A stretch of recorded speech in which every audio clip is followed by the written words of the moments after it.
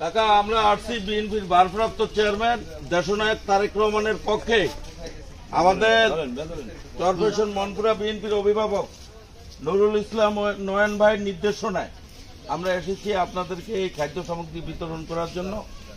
আমরা তারেক রহমানের পক্ষে নুরুল ইসলাম নয়নের নির্দেশনায় নিয়োগ হয়েছে এই জন্য। নুরুল ইসলাম নয়ন সাম্য মানবিক বাংলাদেশ গড়ার লক্ষ্যে সারা বাংলাদেশে কাজ করছে। সেদিনই নির্দেশনা দিয়েছে যেদিন আমরা রাতে জ্বরের কবলে পড়েছি, কিন্তু ত্রাণগুলা ম্যানেজ করা গোছানো এই জন্য আমাদের এই 2 দিন হয়তো লেট হয়েছে।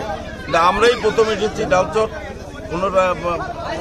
আমাদের নেতার নির্দেশনায় ডালচরের জনগণ মানুষ বলেছে যে আমরাই তারা আমাদের মাধ্যমেই প্রথম ত্রাণ পেয়েছে এবং এই পাতিলার মানুষও আমাদের মাধ্যমে প্রথম ত্রাণ পেয়েছে।